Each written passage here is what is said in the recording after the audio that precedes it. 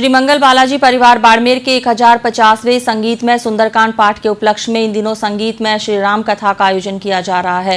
राम स्नेही रामद्वारा में आयोजित हो रही राम कथा का वाचन संत सुखराम राम स्नेही द्वारा किया जा रहा है। बुधवार को कथा के 5वें दिन कथावाचक ने श्री राम कथा के कई प्रसंगों का संगीतमय वाचन किया। रामद्वारा द्वारा राम चौक में चल रही राम कथा के 5वें दिन बुधवार को माता सीता का सौंदर्य, प्रभु श्री राम का अपमान के बाद में सम्मान देना, भगवान परशुराम का क्रोध, लक्ष्मण का गुस्सा जैसे कई रंग देखने को मिले। इसी प्रसंगों का सुंदर चित्रण करते हुए संत सुखराम राम स्नेही राम कथा का रसपान कर रहे श्रोताओं का मन मोह लिया। बुधवार को जगत जननी सीता और राम के प्रथम मिलन व राम के धनुष तोड़कर सीता का वर्ण करने के दृश्य ने खूब तालियां बटोरी। संत सुखराम राम स्नेही ने कहा कि राजा जनक भगवान शिव के वंशज थे और भोलेनाथ का धनुष उनके राजमहल में रखा था।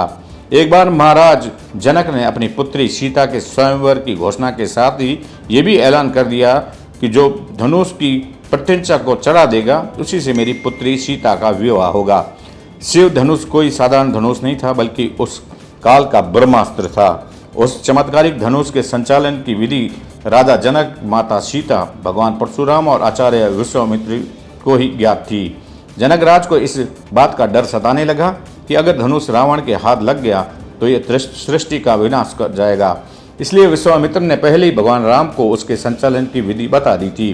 तब श्री राम द्वारा यह धनुष टूट गया। तभी भगवान परशुराम को बहुत क्रोध आया, लेकिन आचार्य विश्वामित्र एवं राम के समझाने के बाद कि वह पुरातन यंत्र था, इसलिए संचालित करते ही टूट गया। तब जाकर भगवान परशुराम का क्रोध शांत हुआ। राम ने जब प्रत्यंचा चढ़ाकर धनुष को तोड़ा, धनुष के तोड़ने के बाद राम और सीता ने आपस में वरमाला पहनाई। इसके बाद राजा जनक ने अयोध्या विवाह का निमंत्रण भेजा और बारात लाने का निवेदन किया। इसके अलावा राम लक्ष्मण का ऋषि विश्वामित्र के साथ मिथिला नगरी में प्रवेश करना, राजा जनक का धनुष के लिए यज्ञ करना, पुष्प वाटिका में राम सीता का प्रथम मिलन, माता सीता का माता गौरी से राम को के पति मांगना सहित कई प्रसंगों का वाचन व्यासपीठ के संत सुखराम राम स्नेही ने किया। समाचार है, जरा देखो तो सही आपके आज्ञा हो तो ऊपर कौन बैठा है? भगवान के नहीं, सामने देखो, बिल्कुल ऊपर देखना नहीं तो लोगों को क्या लगेगा कि लो देखो है तो मर्यादित है, मर्यादा पुरुषोत्तम। छठी महाराज जिसने जैसे ये छठियों में वार्ता चल रही है, छठी सही सुना और सुनते ही आप नृत्य करने लगी। उन्होंने कहा कि शारीरिक जीवन में क्रोध पर काबू पाना ही जीवन को सुकून से जी सकता है। इसका प्रत्यक्ष उदाहरण भगवान परशुराम के क्रोध के आगे सब कुछ भस्म हो जाया करता है।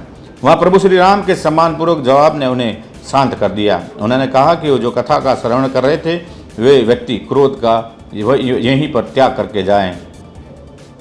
मंगल बालाजी परिवार के प्रवक्ता तरुण सागर श्रीमाली ने बताया कि गुरुवार को अयोध्या में बारात का निमंत्रण, अयोध्या से बारात का प्रस्थान, राम के साथ तीनों भाइयों का विवाह होना, विवाह पश्चात मिथिला से विदाई सहित कई प्रसंग कथावाचक द्वारा सुनाए जाएंगे।